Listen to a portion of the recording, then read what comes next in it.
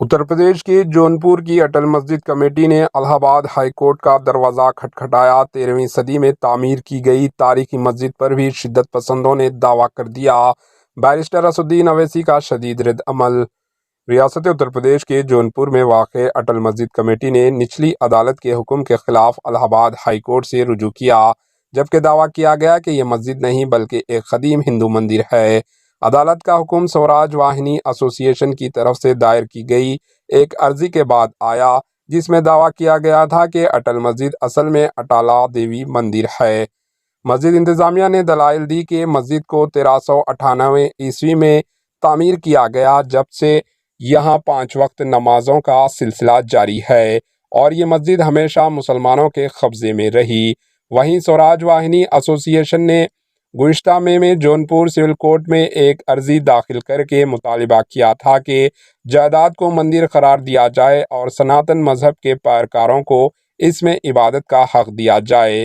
عرضی میں دعویٰ کیا گیا کہ راجا وجے چندر نے 13ویں صدی میں اٹالہ دیوی مندر بنوایا تھا، جہاں پوجا، سیوا اور کیرتنا جیسے ہندو رسومات ادا کی جاتی تھی۔ 14ویں صدی کے دوسرے نصف میں فیروز شاہ تغلق کے دور حکومت میں مندر کو منہدم کر دیا گیا تھا اور مسجد تعمیر کی گئی۔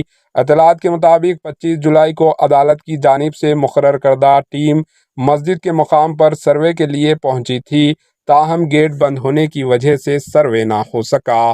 اٹل مسجد پر پرتشدد فرقہ پسندوں کی دعوے پر بیرسٹر اسد الدین اویسی نے شدید رد عمل کا اظہار کیا۔ انہوں نے کہا کہ ہندوستان کے لوگوں کو تاریخ کی لڑائیوں میں ڈھکیلا جا رہا ہے جہاں کوئی وجود نہیں تھا۔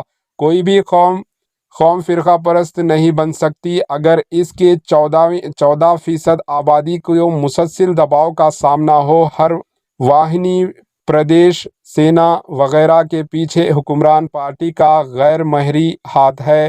ان کا فرض ہے کہ وہ عبادت گاہوں کے قانون کا دفاع کریں اور ان جھوٹے تنازعات کو ختم کریں۔